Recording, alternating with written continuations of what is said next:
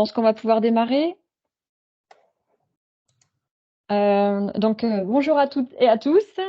Donc, on est sur un webinaire donc sur le thème donc comment agir sur les difficultés de recrutement des encadrants techniques. Donc, moi, je suis Marie Desbaud, la déléguée de Chantier École Normandie. Et pendant ce temps de visio ensemble, l'idée, c'est de pouvoir vous présenter une expérimentation qu'on a menée dans notre région sur la mise en place d'une POEC. Je déclinerai après le sigle et le dispositif, mais en tout cas, on a mobilisé un outil en particulier de Pôle emploi pour pouvoir faciliter, aider les démarches de recrutement des encadrants techniques dans les chantiers d'insertion. Donc, on va être à plusieurs voix pour ce webinaire. Je vais peut-être laisser les trois autres intervenants se présenter. Les quatre, pardon. Bonjour à tous, je suis Olivier Pic, conseiller emploi formation pour l'OPCO Uniformation. Et donc effectivement, nous avons œuvré sur cette POE l'année dernière. Kevin Pagnès, donc moi j'étais donc conseiller à l'emploi à l'agence de Montville dans le Calvados et j'étais avec une de mes collègues du coup référent sur l'action de formation sur la POC. On ne voit plus votre caméra, par contre. Je ne sais pas si c'est voulu ou pas. C'est juste pour vous dire, vous êtes en noir. Caméra, non. Ouais, votre caméra, oui. Si, il est là. Enfin, on le voit. Ah, alors c'est moi alors, du coup. Je vois bien Olivier, mais je ne voyais pas Kevin. Bon, autant pour moi. Ça doit être ma vidéo. Et Karim, du coup, le troisième du comité.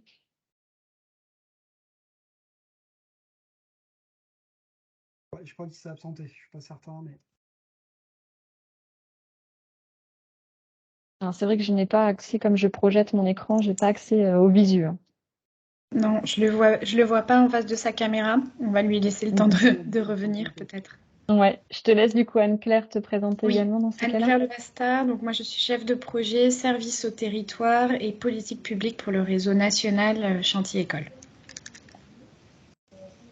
Donc, en attendant que Karim Bénis de l'AFPA puisse nous rejoindre, peut-être deux mots sur un peu le mode d'emploi du webinaire, même si on commence à être un peu tous habitués.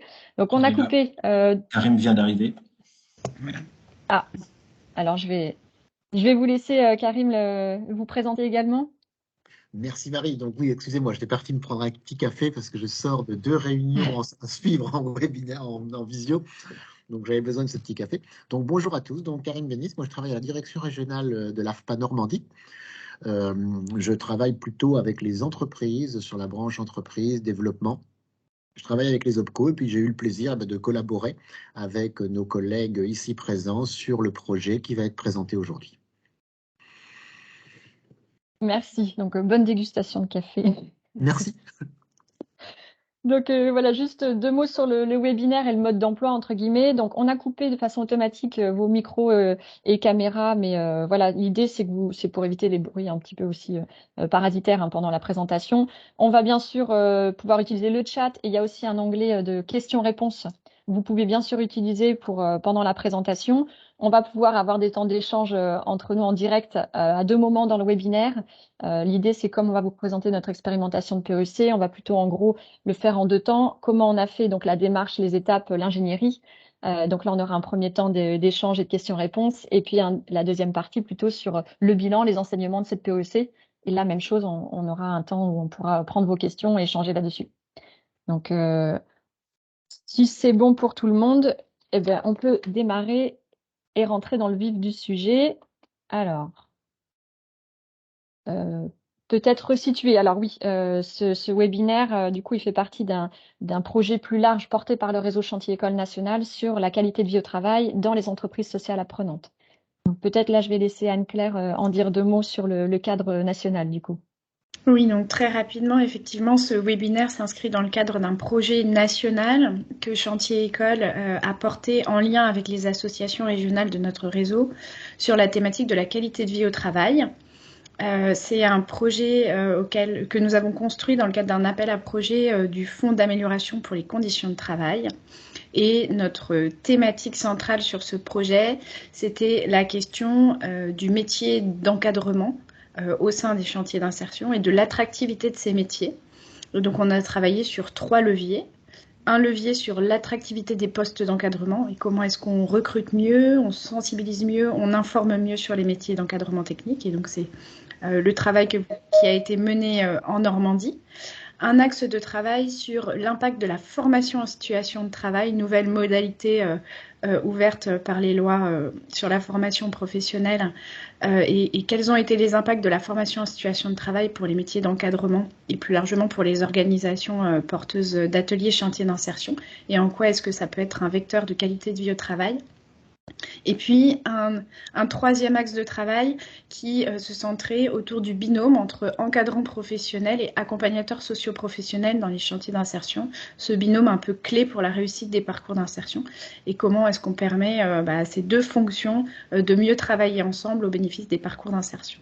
Voilà, donc c'est un projet qui se termine à la fin du mois et qui aura duré 2 ans et demi, qui aura impliqué tous les acteurs du réseau Chantier École. Et on vous invitera donc à venir découvrir tous les livrables de ce projet sur une page qui sera dédiée et qu'on communiquera à tous les participants de ces webinaires. Voilà, je laisse la parole à Marie pour la suite.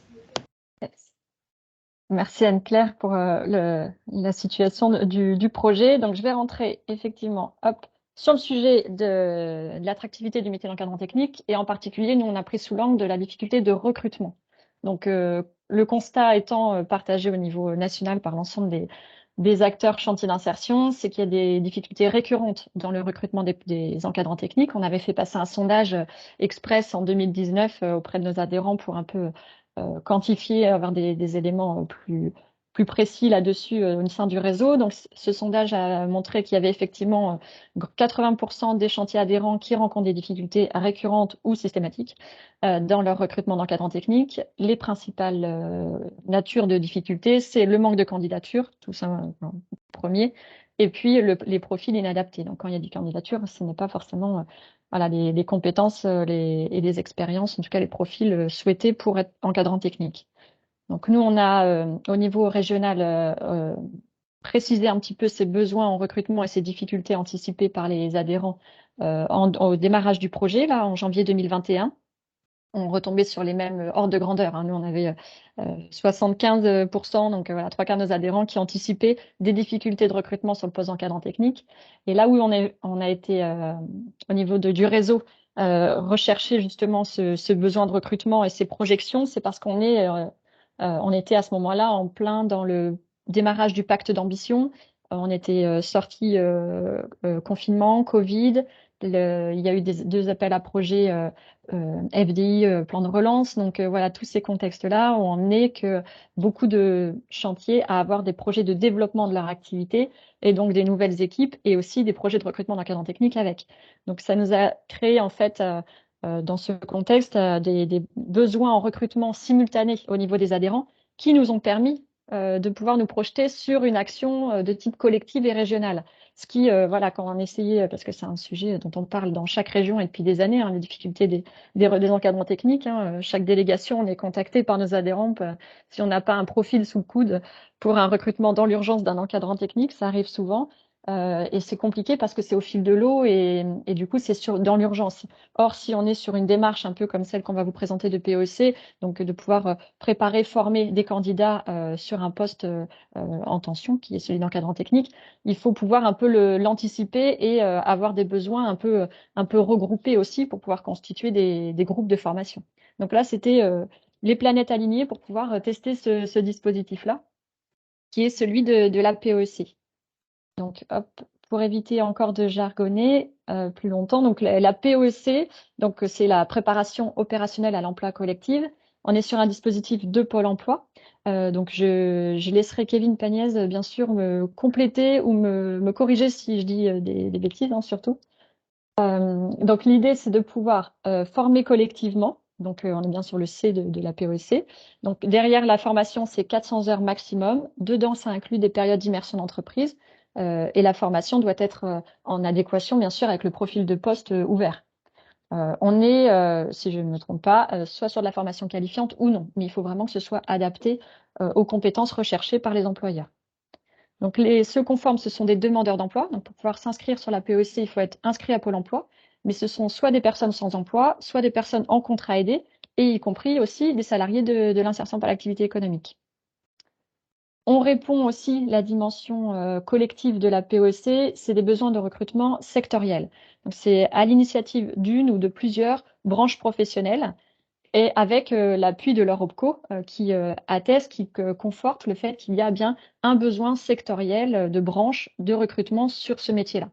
Vraiment le côté métier en tension, quoi. Et on est derrière, en termes d'engagement aussi ou de nature de contrat proposé, dans le cas de la PEC, sur des contrats plutôt de longue durée. La différence d'outils, peut-être que vous connaissez de la FPR, action de formation préalable à l'embauche, on est plutôt sur des contrats plus courts. Là, la POE, qu'elle soit de façon individuelle ou la collective pour nous, c'est sur du CDI ou CDD de 12 mois minimum. Donc ça correspondait complètement aussi aux natures de contrats proposés sur les postes d'encadrant technique. Hein. C'est 2 fois sur 3, c'est du CDI. Ou alors, quand c'est du CDD, c'est souvent du CDD de remplacement ou de 12 mois qui peut devenir un CDI par la suite. Donc, on est quand même, ça correspondait complètement à notre besoin. Je pense sur le dispositif, alors là, je fais appel à mon intervenant Pôle emploi, Kevin Bagnès. Est-ce que j'ai tout? Oui, c'est ce que j'allais dire. J'ai pas grand-chose à rajouter. Peut-être enfin, si on est vraiment sur le type de contrat, le type de mesure, là, peut-être la petite précision, que vous parliez d'AFPR, c'est vrai que même si ça porte le même nom que les AFPR ou les PEI, donc les PEE individuels, en fait, le système est le même, hein, exactement, pour ceux qui connaissent déjà ce principe-là. La différence aussi, et ça c'est très important à comprendre, c'est le mode de financement. Hein. Alors, du coup, Marie, mais là, on est effectivement sur des PE ou des AFPR individuels, on est sur du financement, je dirais majoritairement Pôle emploi, on peut faire intervenir le co, on peut faire intervenir du CPF, etc., mais ça reste majoritairement Pôle emploi. Là, la PEC, le commanditaire, ça reste l'OPCO, donc c'est un financement OPCO, et c'est pour ça d'ailleurs que c'est par l'OPCO que ce projet-là doit se monter. Alors, du coup, c'est cette clé d'entrée-là. Voilà, c'est la seule chose, sinon tout était clair, il n'y a pas de souci. Ça marche, merci. Oui, effectivement, derrière, c'est vraiment, oui, le besoin de recrutement est confirmé par l'OPCO. Il y a l'OPCO qui participe entièrement sur le financement de la formation derrière. Hein. Alors, je vais vous présenter juste après justement le contenu de la formation qu'on a mobilisé dans le cadre de cette POEC. Donc là, on est bien dans une POEC du coup à l'échelle régionale. Alors, c'était toute la subtilité, la contrainte de départ qu'on s'est donnée, mais voilà, du coup, l'idée, c'était effectivement, on a un besoin collectif régional sur le poste d'encadrant technique, mais il est diffus dans les différents départements. Nous, sur les 5 départements de la Normandie, il y en avait un peu partout. Et en plus, on est sur des postes, comme on le sait, qui ont une spécificité technique liée au support d'activité des chantiers d'insertion. Donc, on cherche un même métier avec des compétences de pédagogie, d'encadrement, de gestion de production commune, mais derrière, quand même, on cherche une technicité, une expertise, un métier différente en fonction du support d'activité. Donc, malgré ça, on a réussi, ça faisait partie de notre étape d'analyse de besoins, de recenser les offres et impliquer les adhérents. C'était vraiment pouvoir quantifier les offres à pourvoir, les localiser géographiquement et savoir, où se situait la recherche d'un profil plutôt espace vert, plutôt textile, plutôt vente, plutôt ressourcerie ou autre, et de pouvoir avoir une cartographie un petit peu des besoins en recrutement. Ça a été fait sur le tout début de l'année 2021. On a présenté au premier trimestre 2021 aussi aux adhérents de Normandie, du coup, le projet de POEC qu'on était en train de construire avec les partenaires pour les inviter en tant qu'employeurs à se positionner, à s'engager formellement sur cette démarche avec nous. S'engager, ça voulait dire du coup pouvoir être disponible pour accueillir les candidats, les accueillir au besoin en PMSMP, préalablement à l'inscription sur la formation pour confirmer l'intérêt sur le métier et le profil. Et puis pour les employeurs, ça permettait de repérer déjà peut-être quelques profils qui auraient été sourcés dans la POEC. Et puis derrière aussi, c'est de pouvoir accueillir en stage, en période d'immersion pendant la formation, les stagiaires. Donc l'engagement derrière attendu des adhérents était là-dessus. Donc tout ça a été fait sur le premier trimestre de l'année 2021.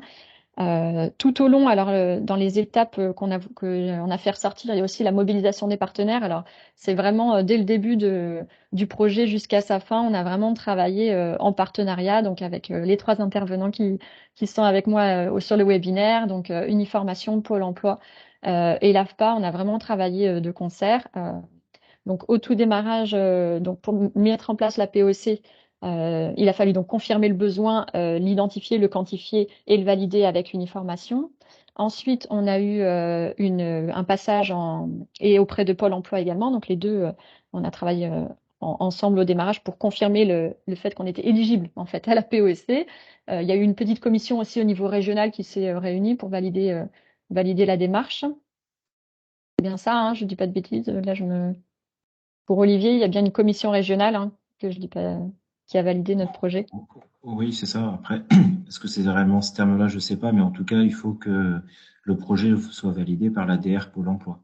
Et l'ADR Pôle emploi a effectivement analysé tout ce qu'on a pu voir.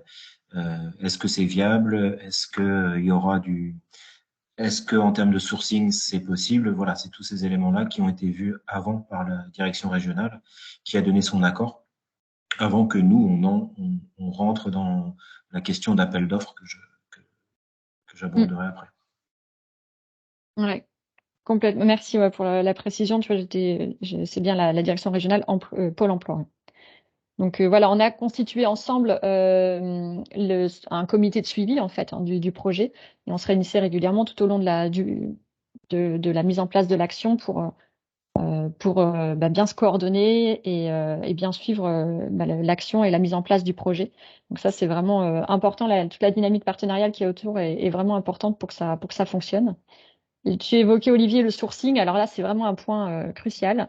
La recherche des candidats, de toute façon, on l'a vu dans les problématiques, les difficultés de recrutement. La première, c'est le manque de candidats. Donc, l'intérêt de passer aussi par la PEC, c'était de pouvoir aussi plus facilement s'appuyer aussi sur Pôle emploi et sur l'attrait de la PEC, d'être formé, d'avoir une formation, on va le voir, nous, qualifiante qu'on a choisie, pour pouvoir repérer plus facilement des candidats et sourcer plus largement des profils qui ne viendraient pas spontanément sur les offres d'emploi pour voir des chantiers. Donc là, il y a vraiment eu un gros travail. On n'a pas eu de chance dans le calendrier au départ aussi. C'est que notre sourcing, dans les différentes étapes de notre POEC, une fois que tout a été démarré, qu'il n'y avait plus qu'à chercher des candidats, on avait l'appel d'offres avait été lancé, l'AFPA avait été retenu comme organisme de formation. Il n'y avait plus qu'à trouver les candidats et ça se passe en juillet-août. Alors bon, juillet-août, c'est pas non plus une période super pratique pour trouver des candidats quand même. Donc bon, il est vrai qu'on s'est vu en comité de suivi fin août, tout début septembre, en faisant le constat qu'on avait vraiment un défaut de candidature sur l'action de POC.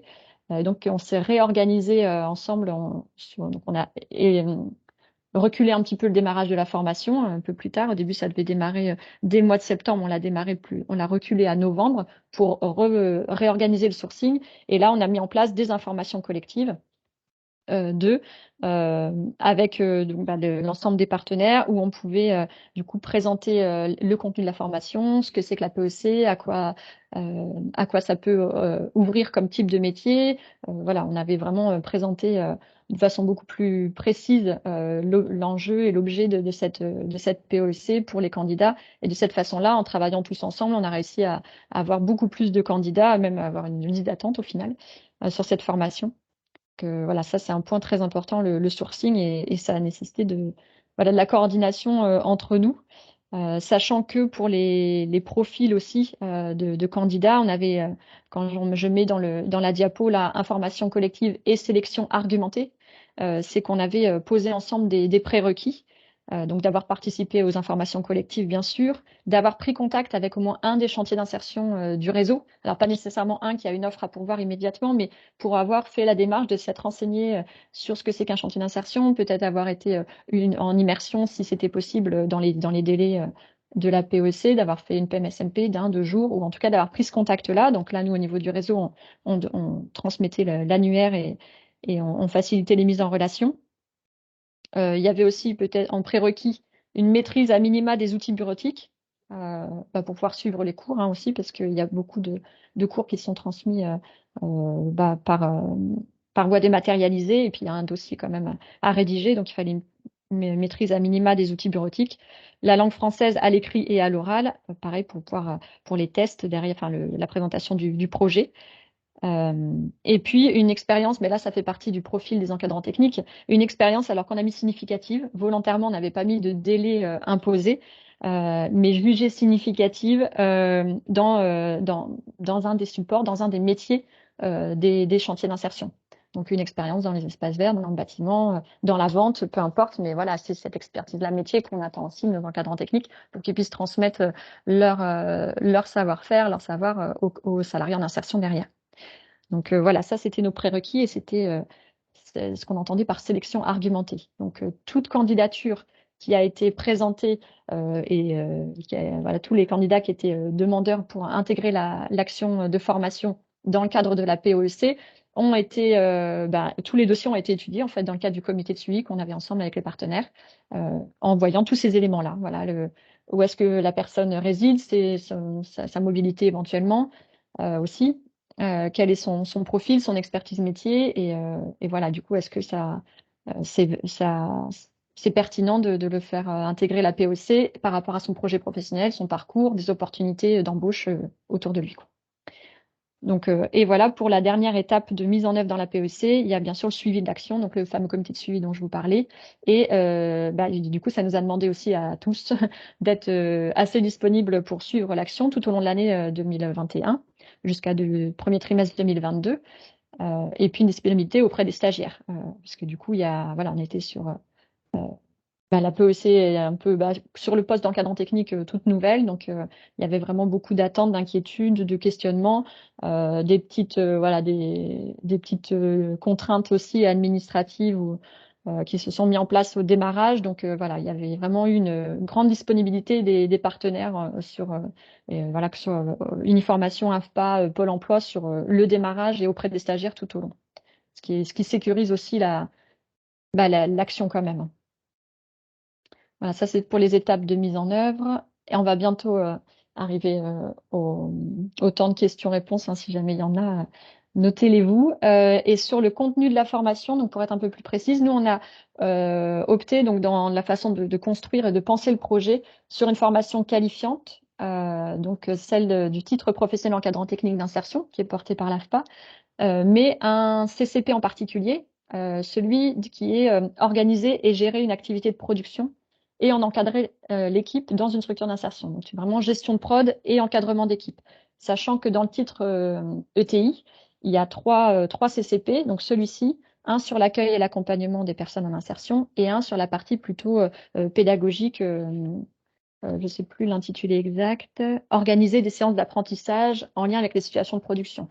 Donc, sur ces les autres CCP, donc l'accueil et l'accompagnement en lien avec les CIP, pour une formation préalable à l'embauche d'un encadrant technique, ça ne paraissait pas, ça nous paraissait quelque chose qui a plutôt acquérir et quand on est embauché au sein d'une structure et de façon en termes d'intégration et dans la structure en étant en poste et en formation plutôt continue, pas nécessairement préalable à l'embauche. Sur la partie plutôt pédagogique, la dimension pédagogique de l'encadrant technique, ça va organiser des séances d'apprentissage.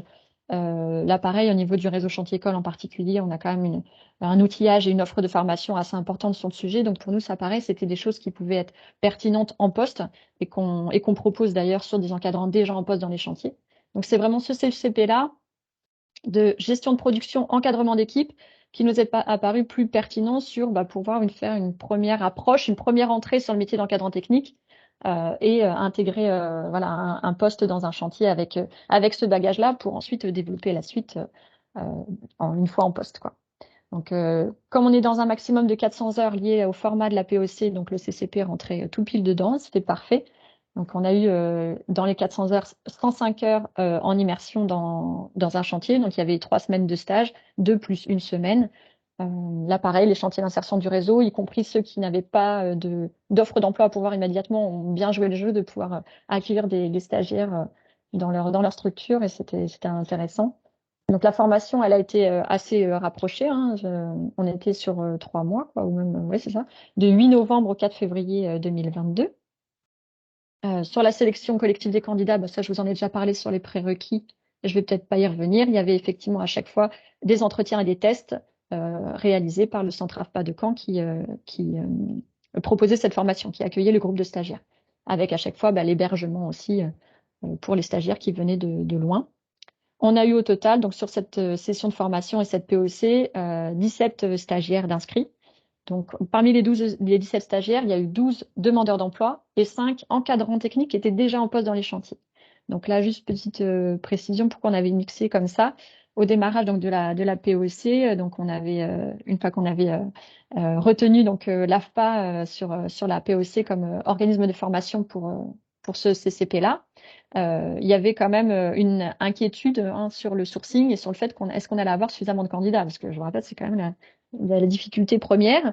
Donc, dans le doute, on s'était dit, voilà, pour qu'on puisse maintenir la formation et qu'il y ait un groupe suffisant pour la maintenir auprès de l'organisme de formation avec l'AFPA, on s'était dit un groupe minimum de 10 stagiaires. On n'était pas vraiment certain au départ de les avoir. Donc, on s'est dit, c'est l'occasion aussi, comme on est quand même sur un titre pro, sur un CCP d'un titre pro, avec possibilité de le compléter après par de la VAE, pourquoi pas, proposons-le aux encadrants qui sont déjà en poste chez nous dans notre région. Comme ça permet en plus de garantir du coup un groupe suffisant si besoin. Et de répondre à un besoin de professionnalisation, de qualification des encadrants en poste. Donc on a eu 5 encadrants techniques déjà en poste qui ont exprimé ce besoin-là. Et en même temps, du coup, on a eu en parallèle, comme je vous disais, finalement, on a eu une liste d'attente, on a eu le sourcing version 2 après les vacances d'été a été vraiment très, très, très réussi, puisque du coup, on a réussi à avoir suffisamment de demandeurs d'emploi inscrits, sachant que c'était ouvert, comme je vous le disais, sur la POEC, ça peut être des demandeurs d'emploi, mais y compris des salariés en IAE. Et là, il y a aussi 5 salariés en CDDI qui ont souhaité aussi, qui avaient le projet de devenir encadrant technique, qui ont pu s'inscrire sur cette formation-là. Donc, dans les 12 demandeurs d'emploi, on a eu 7 demandeurs d'emploi hors IAE et 5 salariés en CDDI dans les chantiers. Des chantiers qui n'avaient pas nécessairement justement une offre d'emploi encadrant technique à pourvoir, pas tous, quoi. Certains, oui, voulaient faire monter en compétence leurs salariés sur leur poste en interne, et d'autres, non. C'était un projet de devenir encadrant technique, mais c'était former des personnes pour d'autres chantiers. Voilà, on est parti avec ce groupe-là. Je reviendrai après sur la partie bilan, sur ce que ça a pu occasionner comme effet positif et comme contrainte aussi d'avoir fonctionné comme ça. Je vais peut-être laisser la parole du coup aux autres membres du comité de suivi pour donner un petit peu plus de précision, vous, de votre point de vue sur votre rôle dans le montage de toute cette action-là. On commence dans l'ordre, c'est ça? Oh comme tu veux, j'ai mis comme ça, c'était dans l'ordre du guide en fait, j'avais pas fait gaffe. Ok. Je t'en prie. Alors, tu as déjà évoqué pas mal de choses. Par rapport au rôle de l'OPCO dans ce projet, effectivement, on est, alors pas forcément à la genèse, parce que la genèse, ça a été Chantier École et Marie qui était au début, mais on a été associés dès le début, notamment pour être bien sûr de la faisabilité de ce projet et de la faisabilité de la POE. Et en amont, on se posait un certain nombre de questions, notamment sur le territoire. C'est-à-dire qu'une POE sur une région, c'est pas commun. On a plutôt l'habitude de travailler sur des POE sur des bassins d'emploi.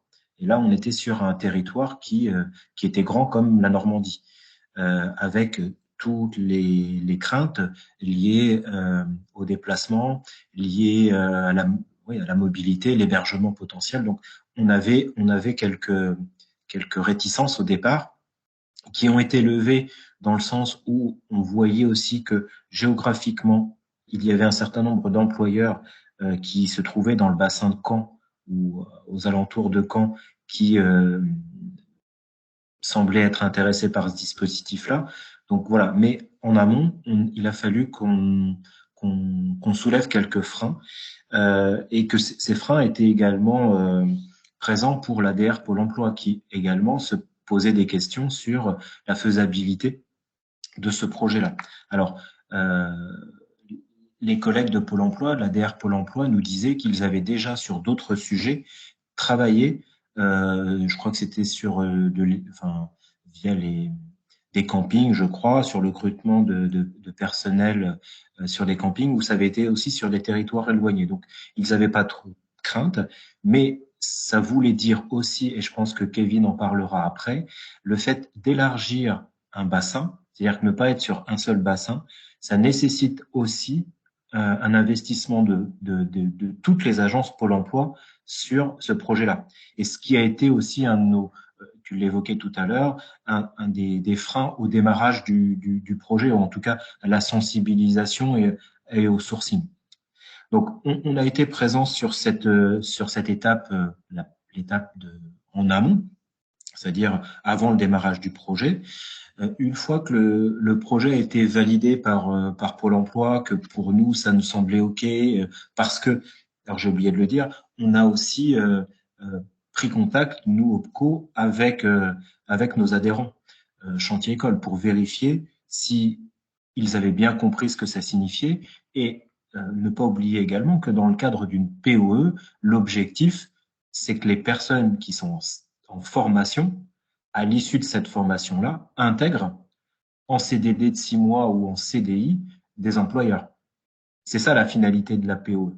Donc c'est aussi pour ça que nous, on avait pris contact avec certains de ces employeurs-là en disant, est-ce que vous êtes prêts à prendre des stagiaires et seriez-vous prêts aussi à les embaucher à l'issue? Donc, passé cette étape d'amont, il y a eu l'étape plutôt administrative. Tout bêtement, une POE, on doit passer, les OPCO doivent passer un appel d'offres. Donc, on a lancé l'appel d'offres, je me rappelle plus à quelle période de l'année. L'AFPA s'est positionné, le comité de pilotage a retenu l'AFPA. On a aussi travaillé, une fois que le prestataire a été retenu, en lien avec le comité de pilotage, sur l'articulation de cette formation, comment on mettait en place les heures en centre, comment on organisait les heures en entreprise. Parce que comme vous l'avez vu dans la présentation, il y a 400 heures, mais il y avait aussi deux semaines de stage chez l'employeur. Alors, notre première maquette a été revue, hein, comme l'a dit aussi Marie, c'est que initialement elle devait démarrer en septembre et puis elle a démarré en octobre. On le verra par la suite parce que ça a eu aussi des incidences sur les chantiers support. Peut-être qu'on en parlera après.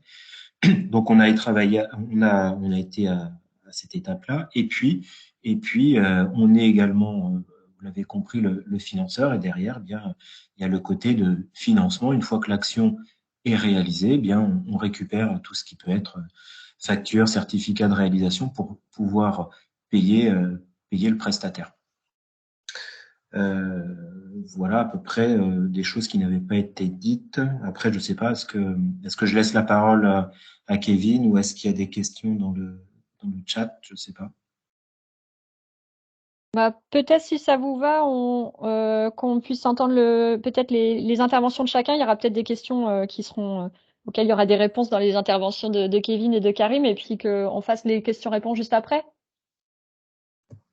Tu peux encore rester avec nous un peu parce qu'il est 12h30 passé. 5-10 minutes maximum pour que je puisse partir juste après. Ça marche. Bon, s'il y a des questions pour Uniformation, posez-les maintenant dans le chat, comme ça on les posera avant que tu partes. Je laisse Kevin ou Karim, comme vous voulez. Il n'y a pas d'ordre précis, hein, c'est vraiment un peu aléatoire la présentation.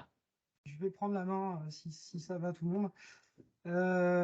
Oui, donc comme je disais, notre rôle vis-à-vis de Pôle emploi, c'était effectivement donc petit 1, aider au sourcing. Hein, donc comme du coup l'a évoqué Olivier Pic, effectivement, nous, c'est négocié en DR et en fait, nous en tant que conseiller, je veux dire, en tant que, on va dire, à la fin de l'échelle, à la fin de la chaîne, on reçoit l'information comme quoi il y a une POC, on est présenté comme référent et notre rôle, ça va être à la fois effectivement d'aider au sourcing, donc directement d'apporter des candidats, de s'assurer que la partie administrative, donc les passements, les changements de catégorie pour les personnes en formation finissent bien, puis de participer du coup aux différents comités, aux différents bilans, etc. C'est vrai que cette POC-là, elle a eu plusieurs difficultés, enfin plusieurs obstacles, comme Marie l'avait déjà évoqué. Le souci du sourcing, en fait, ce qui était très compliqué, c'est que Nous, en tout cas, au niveau des agences Pôle emploi, je ne parle pas forcément en DR, hein, mais au niveau des agences, en bout de chemin, on est interdépendants. C'est-à-dire qu'on fonctionne tous avec notre fonctionnement interne, classique. Et de temps en temps, on communique comme ça pour des projets, mais il y a pas de grand chef, entre guillemets, qui chapeaute le tout. C'est qu'il faut vraiment voir ça comme un réseau deal indépendant, et puis on peut échanger voilà, des choses entre nous, mais ça reste voilà, assez clivant.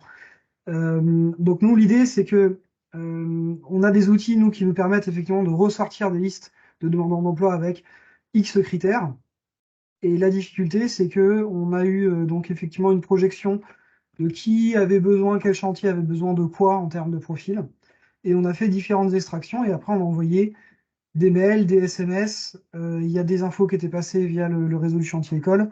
Il y a des infos qui étaient passées voilà, au niveau de l'OPCO, etc. Enfin bref, tout le monde a joué le jeu de diffuser l'information au maximum.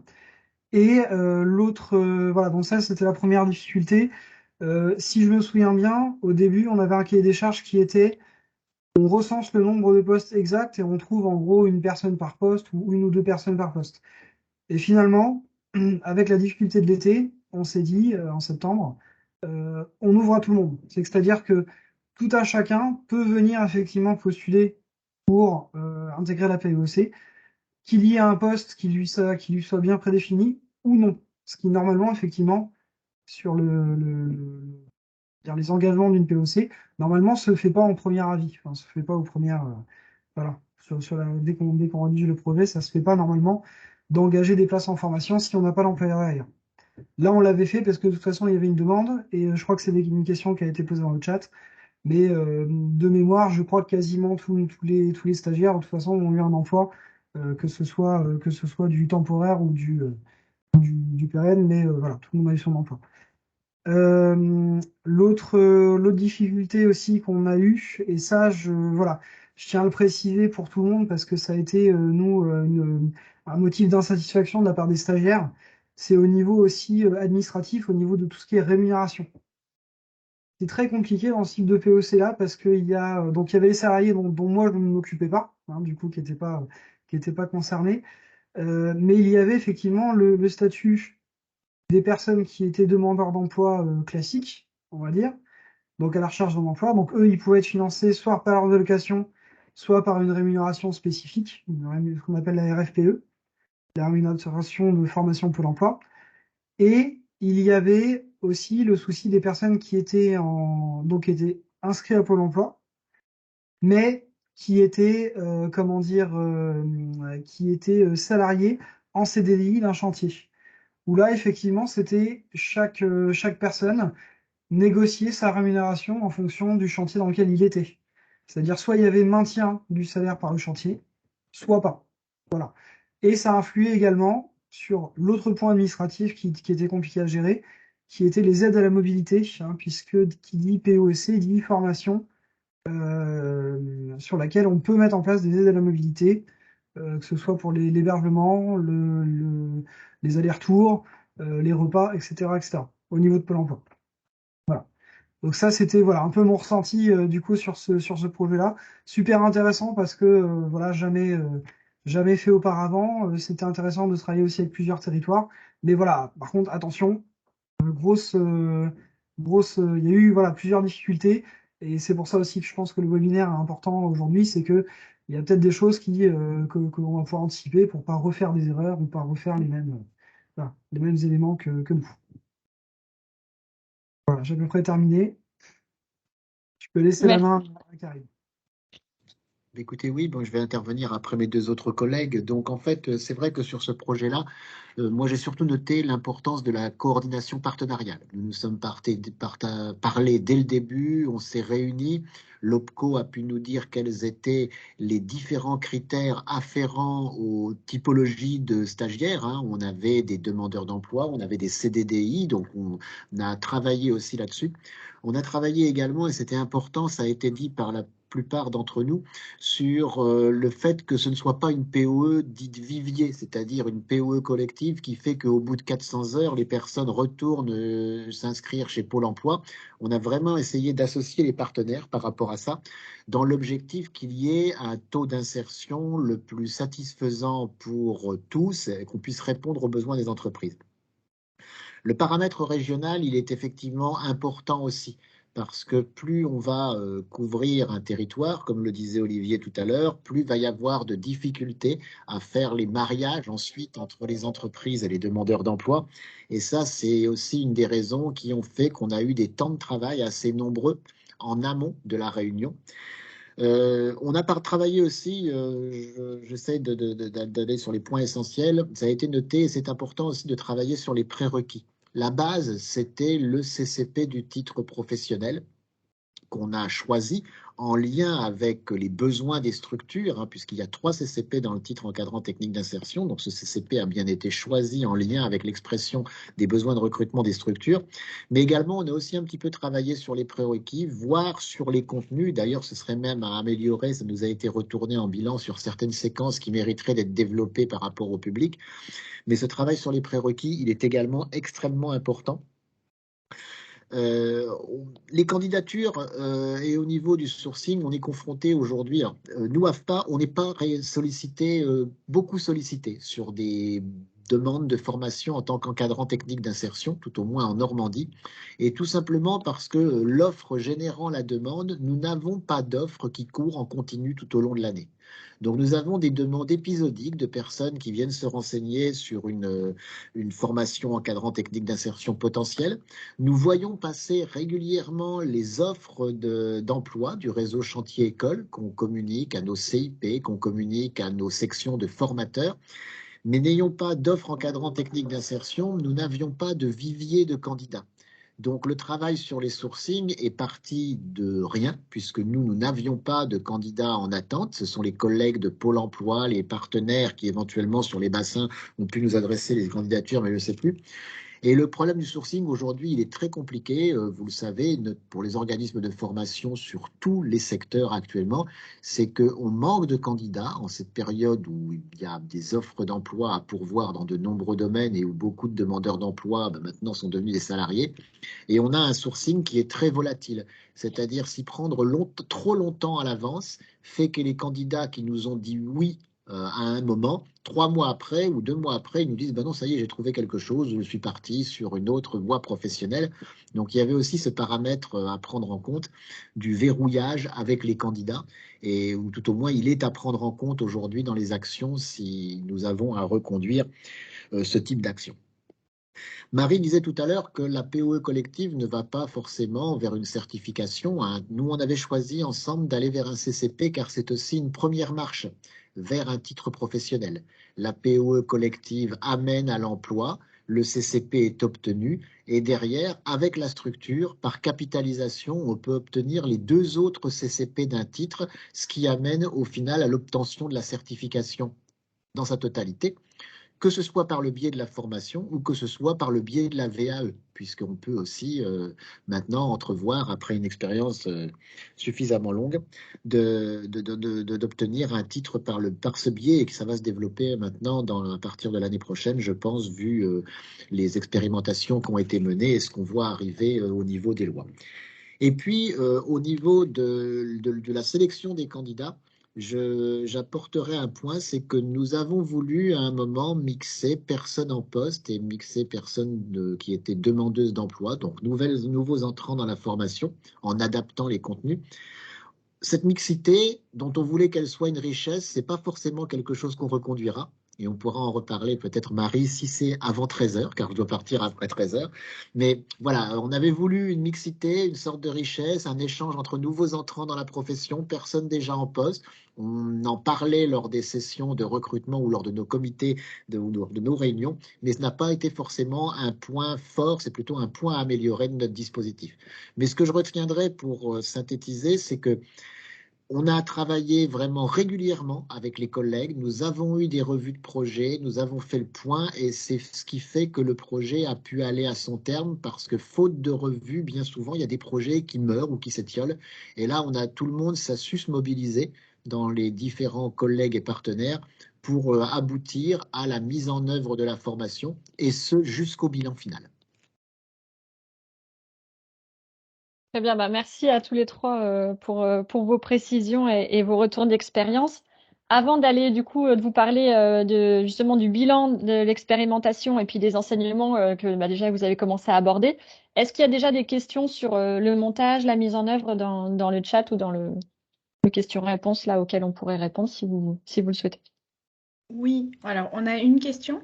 Une première question qui est quel est le coût d'une POEC pour une structure? Donc j'imagine une structure engagée dans le dispositif ou une structure qui va peut-être former un de ses salariés dans le cadre d'une POEC.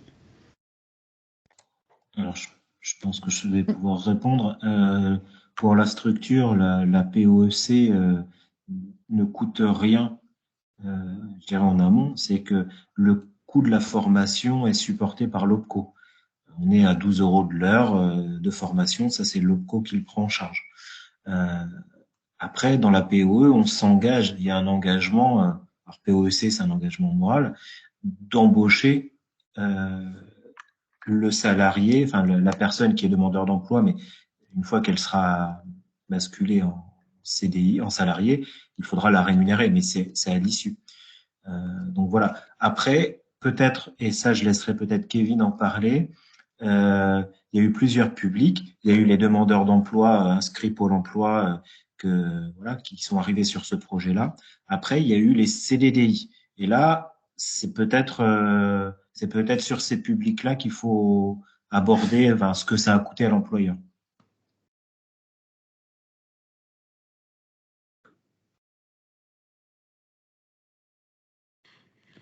Est-ce que Kevin est toujours avec nous? Oui, oui, c'est bon, pas de souci. Ah, je vous vois pas, je suis Et désolée. je crois que j'avais un souci de micro. Oui, donc par rapport au coût en CDI, bah, après, généralement, ça correspond au maintien simplement en fait, du salaire, du coup, sur le temps de la formation. C'est-à-dire que si j'ai bonne mémoire, on a eu plusieurs cas de figure, et c'est là justement où c'était un peu complexe. On a eu des cas de figure d'arrêt du contrat de CDDI, c'est-à-dire que le chantier avait arrêté le CDDI avant le début de la formation. On a eu des cas où il y avait eu une simple suspension et on a eu des cas où il y a eu un maintien, voilà, qu'il y a eu un maintien Mm. complet. Donc voilà, là l'idée c'est qu'il y avait cette continuité. Nous en soi, ça, voilà, à part le fait qu'il y avait plusieurs éléments, ça changeait pas. C'est simplement après effectivement peut-être pour le comment dire pour le salarié, enfin le salarié ou l'ex-salarié qui rentre en formation, la rémunération du coup n'est pas la même. C'est-à-dire que si on passe sur un maintien de salaire, même si voilà, c'est souvent du temps partiel, mais il y avait quand même un maintien de salaire, donc le niveau de vie était strictement le même. Voilà. Si on a quelqu'un par contre qui passait sur de l'ARE, donc sur de l'allocation au chômage classique, voilà, c'était pas la même chose. Et surtout, chose importante qui se passe, mais alors là, dans tous les groupes de POEC, Forum et ce que vous voulez, il y a aussi les personnes du groupe parlent entre elles de leur rémunération et il y a des disparités. Donc ça, clairement, voilà. Donc ça, je crois que cette session-là, ça n'avait pas plus posé de problème que ça, parce qu'il n'y a peut-être pas d'énormes écarts voilà, de rémunération, mais il y a toujours cette question-là qui est en tâche de fond. Donc voilà. Merci pour ces précisions. Est-ce qu'il y a d'autres questions? Alors oui, on a une autre question. Quels ont été les arguments ou les motivations des candidats issus de Pôle emploi en termes de profil, d'âge, de parcours et de proximité géographique des futurs employeurs? Donc un peu qu'est-ce qui a poussé et quels ont été un peu les leviers d'implication des demandeurs d'emploi dans la formation? C'est une question là, Vous m'entendez toujours, c'est bon? Je sais pas de... Ah.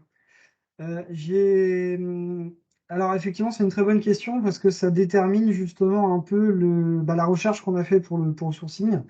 Alors, Pour les personnes qui sont, comment dire, qui étaient issues de contrats en CDDI, ça n'a pas trop été un problème parce que c'est des personnes qui, en fait, étaient sur le chantier, qui appréciaient la vie qu'il y avait sur le chantier et qui, c'était une solution, entre guillemets, de passer en cadrant. C'était une solution pour eux de continuer à vivre justement sur cette insertion, d'avoir toujours la même relation avec justement les CIP, les différents salariés en poste.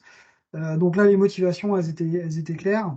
Il y avait la montée en compétences, évidemment, et puis il y avait la possibilité d'avoir, dans certains cas, un contrat voilà, plus intéressant, que ce soit en nombre d'heures ou de passer sur un CDI. Pour les autres, alors ce qui était compliqué, c'est que le sourcing, on l'a fait de la manière suivante. On a cherché, si par exemple, je mettais dans mon logiciel, je cherche des personnes qui ont le projet d'être encadrant technique ou qui sont encadrants techniques sur la Normandie, j'avais que très peu de résultats. Voilà, parce que effectivement, c'est pas les métiers, et si les personnes étaient dispo, ça se saurait, et il n'y aurait pas de POC, il y aurait pas besoin. Voilà. Donc, l'idée, c'était de voir qui était, comment dire, par exemple, j'avais tel chantier qui recherchait quelqu'un en espace vert. Donc là, j'allais chercher tous les profils inscrits en espace vert. Je leur envoyais l'information. Voilà, je ne faisais que diffuser l'information. Les personnes revenaient pour en savoir un peu plus. Dans mon principe, je laissais beaucoup de mystère. C'est-à-dire que je le laissais, j'expliquais qu'il y avait une formation, j'expliquais que c'était pour devenir encadrant technique, et je laissais les personnes justement poser leurs questions pour un peu aussi comprendre leur motivation. Et l'idée, c'est que moi, je l'ai vendu un peu de cette manière-là. J'ai précisé qu'en gros, c'était des personnes qui voulaient vraiment transmettre un peu l'image voilà, d'un formateur ou quelqu'un qui voulait faire de la pédagogie, et à la fois quelqu'un qui était sensible à tout ce qui était insertion sociale ou insertion professionnelle. Voilà. C'est-à-dire quelqu'un qui était voilà, d'un métier technique, mais qui avait envie de se donner un peu une nouvelle dimension. Et ça, finalement, c'est là qu'on a réussi à accrocher le plus de personnes. C'est parce qu'il y avait cette dimension. C'était pas une reconversion complète pour la plupart des gens, mais c'était d'avoir voilà, cette nouvelle compétence, en tout cas, ou cette nouvelle appétence pour le social et l'insertion. C'était ça un peu le but. Sinon, quel profil, quel âge? On n'a pas eu de jeunes, je crois pas. On n'a pas eu de moins de 30 ans, moins de 26 ans. On n'a pas eu de jeunes. Après, pour les profils, il y avait un peu de tout, hein. Il y a des personnes qui avaient 10, 15 ans d'expérience. On avait des personnes qui commençaient un peu dans le domaine. On avait un petit peu de tout. Parcours proximité géographique pour les nouveaux employeurs. Alors là, c'est pareil, c'est très hétéroclite, hein. On a eu des personnes, moi je me rappelle d'un candidat du Havre qui était dans la zone du Havre, qui est venu finalement travailler dans le 27, je crois, si j'ai bonne mémoire. On a des personnes voilà, qui ont fait des sauts entre guillemets entre départements. Sinon, pour la plupart, ils avaient quand même trouvé des choses qui étaient relativement proches de chez eux. Enfin, j'essaie de tout faire de mémoire, hein. J'ai plus les listes sous les yeux, mais c'était un petit peu ça. Et la dernière partie, là, j'ai vu qu'il y a une dernière partie de la question qui est les salaires restent modestes, donc en ACI. Y a-t-il des possibilités, in fine, de cumuler postes CDI, CDD ou CDI et aide Pôle emploi, CAF, APL, etc. Donc là, c'est pareil, pas de souci. En fait, c'est quelqu'un qui est sorti à l'issue d'une PEC. De toute façon, il répond exactement aux mêmes règles qu'un n'importe quel inscrit Pôle emploi. Donc, il peut, s'il a une allocation plus importante que son salaire, cumuler une aide de la Pôle emploi jusqu'à épuisement de ses droits et son salaire. Il n'y a y a pas de souci. La CAF, il y a la prime du coup comment dire, la prime d'activité, APL, etc. Je pense que après ça, c'est plus des questions de combien il gagne au niveau de son foyer. Mais sur le principe, oui, ils sont exactement dans les mêmes règles que les autres, de toute façon, que les autres salariés, il y a pas de souci. Voilà. J'espère que j'ai répondu correctement, que c'était clair. Merci pour cette réponse complète. Ouais, Et j'ai une très dernière précis. question Merci. qui va peut-être faire la transition avec la suite. Combien avez-vous eu finalement d'embauches dans les ACI et sur quel type de contrat à l'issue de la POC? Yes. Marie, tu vas peut-être plus répondre. Oui, tout à fait. Hop, donc je reprends ma petite checklist, je change la diapo. Attends, voilà. Donc là, photo des stagiaires qui ont eu leur CCP. nos diplômés. Donc tous ont obtenu leur CCP. Ça déjà c'était une grosse réussite parce que voilà, on a parlé des différentes contraintes, etc. Mais voilà, c'était une grande fierté et du coup, malgré aussi cette mixité du public dont on vous parlait, qui n'était pas évidente au départ aussi d'avoir des permanents, des encadrants déjà en poste et des personnes qui venaient apprendre le métier. Pour autant, il y a une vraie dynamique de groupe qui s'est instaurée avec l'appui de leur formatrice et du coup tous ont obtenu leur CCP. Donc c'est plutôt une bonne réussite là-dessus. Alors ensuite, sur les sorties emploi, donc je vous ai vous rappelez, il y avait 17 inscrits, 17 stagiaires. Donc il y a eu, parmi ces 17 stagiaires, il y avait, que je me dise pas de bêtises, 12 demandeurs d'emploi. 5 en CDDI, dans les chantiers d'insertion, et 7 demandeurs d'emploi sans emploi. Donc parmi ces 7, il y en a eu 4 qui ont été embauchés tout de suite à la sortie de tout soit immédiatement, soit un mois plus tard après, je crois, ou 2 mois. Il y en a un qui a été embauché en mai-juin sur un chantier espace vert. Donc sur des postes CDI et CDD, il y a eu un CDD sur le poste espace vert, c'était une saison au départ. Les 3 autres, c'est des postes CDI. C'était des personnes qui qui avaient fait toute la procédure, entre guillemets, en tout cas toutes les étapes telles qu'on l'avait pensé ensemble avec les partenaires au démarrage. C'est-à-dire, je rencontre un chantier d'insertion, je vais me renseigner sur le poste à pourvoir, je fais une période d'immersion, je rentre en formation et je suis embauchée à l'issue.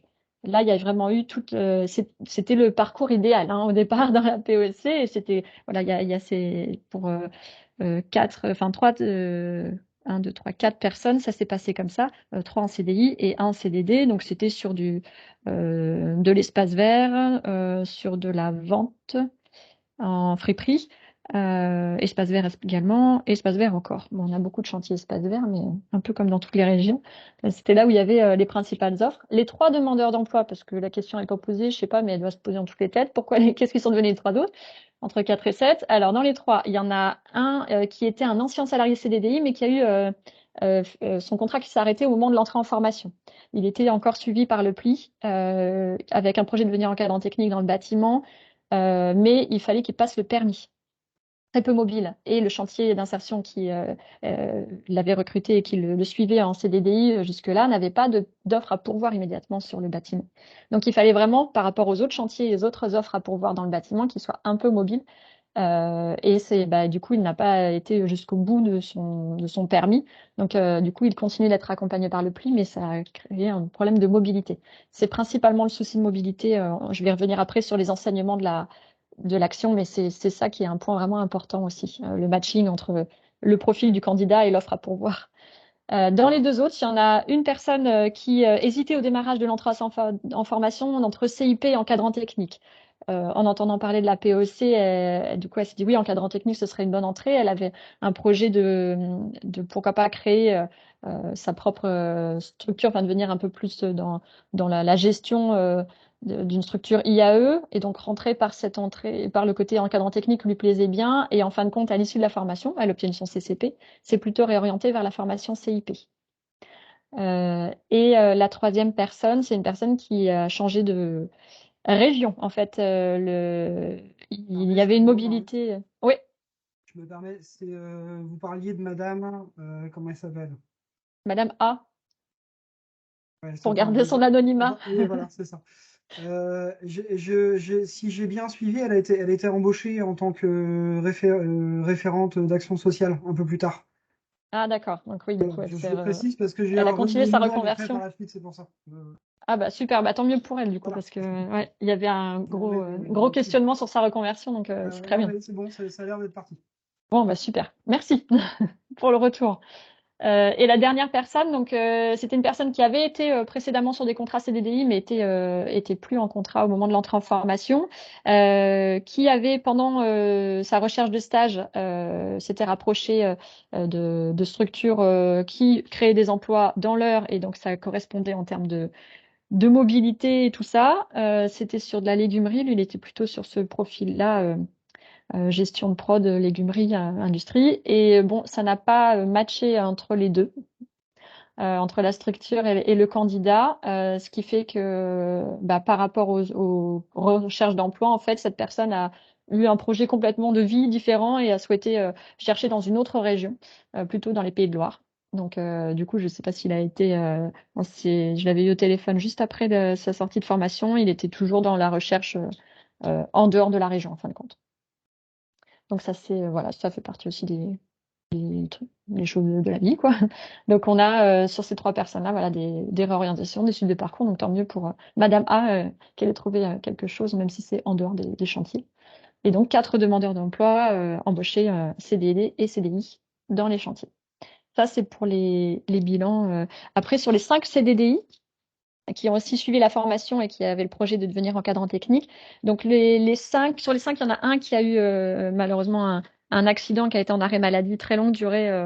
Ça a commencé pendant la formation et ça s'est poursuivi après. Donc, ça a mis un petit peu en pause son projet. Sur les 4 autres, donc c'était à chaque fois c'était pas pour des sorties de chantier immédiates, c'était vraiment dans un objectif de confirmer un projet professionnel, professionnaliser et travailler la sortie et ensuite en emploi. Mais il y avait pas on n'était pas sur des fins de parcours immédiatement. Donc, il y en a 2 qui étaient dans les espaces verts qui ont fait des stages d'immersion en dehors de leur structure, etc. Et en fin de compte, au départ, la structure employeuse n'avait pas immédiatement d'offres à pourvoir dans ses encadrants techniques. Donc, c'était vraiment travailler un projet professionnel pour partir ailleurs. Et finalement, là, les dernières nouvelles récentes, c'est que la structure, pour le coup, a eu un turnover là, récent dans son équipe de permanents et d'encadrant technique. Donc, finalement, elle va pouvoir embaucher en poste d'encadrant technique les salariés en CDDI qui ont été formés.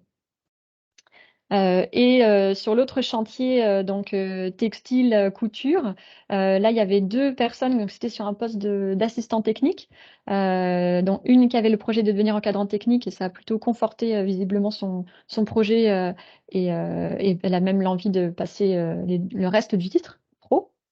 Donc sur un profil plutôt vente. Et une autre personne qui était plutôt sur la partie couture. Là, du coup, l'idée, c'est peut-être de pérenniser son contrat au sein de la structure en CDI inclusion ou alors de l'accompagner sur un projet plutôt de création de sa propre entreprise. En tous les cas, les compétences gestion de prod, notamment, lui ont plutôt été bénéfiques visiblement, mais ça conforte son projet professionnel sur un autre, sur 2 angles possibles. Voilà, je pense que j'espère avoir été assez exhaustive sur les suites des stagiaires. Je finis avec les enseignements plus généraux que nous, on a tirés en fait du bilan avec les membres du comité de suivi. Je vous laisserai bien sûr les uns les autres membres du comité me compléter ou me corriger surtout. Donc, on a fait ce bilan avec les stagiaires à la fin de la formation. On l'a partagé avec la formatrice et avec chacun des membres du comité de suivi. Donc, ce qu'on en tire comme enseignement, le bilan complet, vous allez le retrouver dans le fameux guide, quand Anne-Claire évoquait les livrables qui seront disponibles après en ligne sur le centre de ressources du réseau. Tout sera dans ce fameux guide. Donc là, nous, en résumé, une vigilance sur l'étendue géographique de l'action. Alors, c'est ce qu'on a mentionné, c'est ce que les partenaires ont bien souligné, cet enjeu qu'on s'était donné d'avoir une POC à l'échelle régionale, c'est pas évident. Mais c'est aussi parce que le besoin, pour pouvoir avoir une action collective, le besoin était collectif, mais disséminé. C'est aussi la réalité des offres à pourvoir dans le réseau.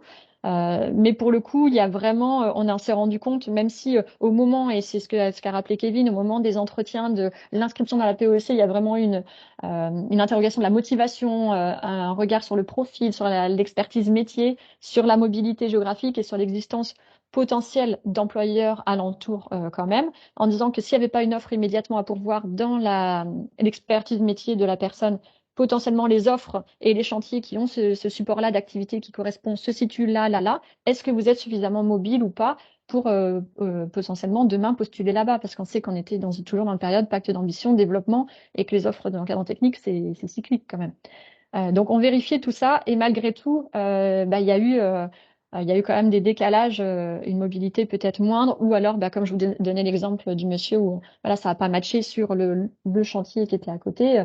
Voilà, ça arrive aussi, mais dans ces cas-là, ça demandait une mobilité encore plus grande pour aller sur d'autres chantiers. Donc ça, c'était vraiment un point important. C'est peut-être l'échelle régionale intéressante pour avoir un groupe de stagiaires et un volume d'offres d'emploi à pourvoir pertinent pour mettre en place ce type d'action.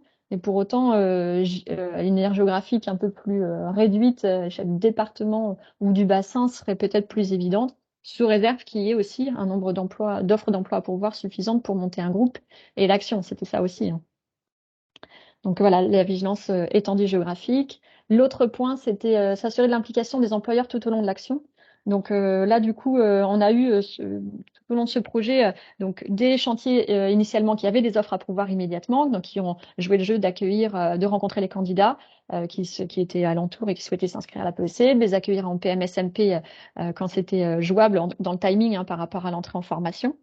Il y a eu aussi des chantiers d'insertion qui n'avaient pas d'offres immédiates à pourvoir, mais qui ont accueilli en stage des personnes qui ont suivi la formation et qui sont inscrites à la PEC. Donc voilà, il y a vraiment ça c'est vraiment important. Et nous, ce qu'on s'est donné ce qu'on s'est dit aussi au moment du bilan avec les partenaires, c'est que on a pu avoir l'intervention de au moins un employeur à chaque infocall pour parler du métier et voilà préciser un peu les attentes aussi des, des directions sur ce poste, ce métier d'encadrant technique, sa place dans un chantier d'insertion. Ce qui a manqué sans doute, là ce sera en cas d'essaimage à penser, c'est de faire intervenir des employeurs pendant la formation. Il y a eu des périodes d'immersion, donc, mais il n'y a pas eu d'intervention pendant les heures de formation. Et ça aurait été un plus en fait de pouvoir vraiment faire intervenir des employeurs, présenter plus en détail voilà leur chantier, le métier d'encadrant technique. Pourquoi pas? Alors c'est ce qu'on avait imaginé aussi en plus-value, faire témoigner des encadrants en poste. Ils étaient dans le groupe, mais ça c'est pas tout à fait. Voilà, ça a été un apport, mais pas suffisant. Donc voilà, ça serait à vraiment souligner, avoir une vigilance là-dessus, que les employeurs puissent aussi être présents dans la formation. Et enfin, l'homogénéité des profils des participants. Alors, c'est pas tant c'est plutôt voilà au niveau du statut. Donc, statut, c'est côté ce qu'on disait, le mixage personnes en poste et demandeurs d'emploi ou CDDI, y compris des personnes qui ont le projet de devenir encadrant technique, qui viennent apprendre le métier et prendre des billes, et ceux qui sont déjà en poste, c'est pas les mêmes attentes entre la professionnalisation et le côté plutôt formation préalable. Et du coup, dans une dynamique de groupe, c'était pas évident aussi pour la formatrice, même si elle a réussi à très bien gérer la dynamique derrière. Ça a créé aussi peut-être, notamment du côté des encadrants déjà en poste, certaines frustrations pour certains. Donc voilà, peut-être une POC la cantonner à des personnes qui n'exercent pas le métier, où là on a eu le retour des employeurs des chantiers notamment qui ont mis les CDDI sur la formation et qui ont dit que c'était vraiment intéressant, ça leur a apporté beaucoup de choses. Donc voilà, plutôt ce profil-là, demandeur d'emploi, projet professionnel à construire. Et au niveau des attentes, c'est lié au statut en fait, les attentes étaient pas tout à fait les mêmes suivant les personnes en poste ou pas. Voilà, je crois que je suis trop longue, donc je vais m'arrêter là. S'il y a des questions, allez-y, ce sera plus simple. Alors, on a eu dans le chat il y a des offres d'emploi qui circulent et des offres de relais d'emploi dans le réseau Chantier École. Donc ça, on voit que voilà, le réseau fonctionne et que les besoins de recrutement sont toujours présents. Toujours présents. Via Pôle emploi à l'échelle nationale, les besoins sont présents dans les structures de l'IAE. Une question aussi, y a-t-il une prochaine session prévue sur 2023? Alors, je ne sais pas si c'est sur le territoire, c'est une question de Madame Leborgne, mais peut-être pour savoir si vous avez prévu de renouveler, sur le territoire. De renouveler l'expérience. Bonjour Agnès. Du coup, on s'est revu avec le comité de suivi cet été pour justement voir quelle suite et sémage reconduction possible. Le contexte planète alignée que j'évoquais tout à l'heure, on a un volume d'offres à pourvoir assez important en même temps pour faire une action collective et beaucoup plus disséminé aujourd'hui. Les projets se sont montés, les activités sont en place et les personnes recrutées. Donc là, on est beaucoup plus sur des besoins moins forts en volume, moins simultanés. Donc la dimension PEC plus complexe. Et on avait commencé à réfléchir avec les partenaires sur pourquoi pas reconduire la formation en ciblant prioritairement des personnes en CDDI. Puisque c'est souvent défaut de candidature ou parce que, à l'inverse, pas par défaut de candidature, mais par souhait, on fait monter en compétence des salariés sur le poste d'encadrant technique et on recrute en interne. Du coup, ça permettait de mobiliser non plus la PEC en termes de dispositif, mobiliser plutôt l'enveloppe PIC dans ces cas-là, et d'être plus large aussi potentiellement, d'imaginer un programme de formation un peu mixte entre une formation qualifiante et puis de la SST, pourquoi pas, ou du CACES, j'en sais rien. On aurait pu on était parti là-dessus sur l'idée de construire quelque chose adapté aux besoins. Et en interrogeant du coup les chantiers adhérents, en fait, il y a un chantier sur deux globalement qui a des offres à pourvoir, qui souhaitent recruter en interne des CDDI. Donc par rapport aux besoins où je vous disais le volume du coup diminue en simultané, eh ben, 1 sur 2 recrute en interne et l'autre pas. Donc ça diminue encore le volume potentiel de personnes à former. Donc du coup en termes de possibilité de réorganiser et de construire un groupe, ça complexifie un peu. Donc là, on est toujours en réflexion, on reste en contact avec les partenaires pour imaginer. Alors après, ce sera peut-être plus, et là c'est au réseau aussi de s'organiser pour, je pense, d'imaginer plutôt de la POI coordonnée en fait. Donc là, pour enlever les gros mots, c'est que la plus-value de la POEC, c'était vraiment de pouvoir travailler de concert avec l'ensemble des partenaires, d'avoir un sourcing vraiment élargi et de donner la possibilité à des demandeurs d'emploi d'avoir une qualification, ce qui est quand même en termes d'appât assez intéressant. Mais voilà, le contexte POC qu'on a eu en 2021, on l'a moins là. Donc l'outil POI, je pense, pourrait rester intéressant. C'est la même logique de formation sur des contrats longue durée, CDD 12 mois ou CDI. Mais voilà, l'intérêt d'avoir une coordination réseau peut-être, c'est de pouvoir accompagner peut-être les adhérents sur le montage de ces POI, faire le relais avec Pôle emploi et essayer de monter un groupe suffisant en fait pour pouvoir former. Donc aujourd'hui, du coup, pour répondre à votre question Agnès, du coup, on n'a pas on n'a pas projeté et programmé la reconduction de la formation telle quelle, mais on est en train de réfléchir à quel serait le bon format pour continuer à proposer cet appui, en fait, cet outil de sourcing et de formation des encadrants techniques, parce qu'il y a toujours un besoin. Donc on est toujours en construction. Si les partenaires, alors je sais pas, peut-être Olivier Pic nous a quittés, mais s'ils veulent compléter, n'hésitez pas, hein. Non, bah, vous avez tout dit, hein. De toute façon, pas de souci là-dessus. C'est clair. Et la faisabilité côté Pôle emploi d'une POI coordonnée, on est toujours, dans les bien clous. sûr. Bah, c'est comme je l'aurais expliqué tout à l'heure, hein, pour que tout le monde puisse faire la différence. Effectivement, là, en fait, enfin, nous, c'est pas le terme qu'on utilise, on utilise le terme POI en nombre, mais ça veut dire la même chose, hein. D'accord. C'est qu'en fait, on fait, plutôt que de faire une POC en fait, la POC, le problème, c'est que c'est long à mettre en place. Enfin, c'est-à-dire que les employeurs ou l'OPCO directement font remonter le besoin, ils discutent avec l'ADR, ils mettent en place, ils font appel d'offres, etc., etc. Voilà. Ça prend plusieurs mois de mise en place, ou plusieurs semaines en tout cas. La POI, ce qui est intéressant, c'est que surtout aujourd'hui, nous, on les fait de manière dématérialisée. Donc, c'est-à-dire qu'aujourd'hui, une POI, si on a l'employeur, si on a le candidat, on l'a fait et en 5-6 jours, ça peut être mis en place en fait. Ça va très vite. C'est à partir du moment où tout le monde est identifié, qu'on a tous les noms de tout le monde et qu'on a tous les correspondants, voilà. Et ça peut être mis en place pour une personne comme ça peut être mis en place pour 15. Il n'y a pas de voilà. Par contre, la différence là, ce sera le financement. Ce sera le financement qui sera fait du coup là côté Pôle emploi. Donc ça veut dire que si c'est des salariés en CDDI, par exemple, qui se mettent sur la POI, comme c'est du financement Pôle emploi, ce serait la suspension de contrat obligatoirement? Alors, non, c'est-à-dire que quand je dis financement, je parle pas de rémunération, je parle bien financement du Ah coût oui, de la visite. de la formation, d'accord. La rémunération, ce sera les mêmes avantages inconvénients que la POC. C'est les mêmes rémunérations. Ça marche. Voilà. Je sais pas, côté AFPA, Karim, est-ce que vous voulez vous, Je crois qu'il a dû repartir. Il a dû repartir aussi, oui, c'est vrai qu'il pardon, on a complètement débordé, on avait dit midi 13h. Bon, est-ce qu'il y a encore d'autres questions? J'ai plus de questions à ce stade, à moins que j'en ai loupé une. N'hésitez pas à me reposer votre question si je l'ai loupée, mais je ne pense pas.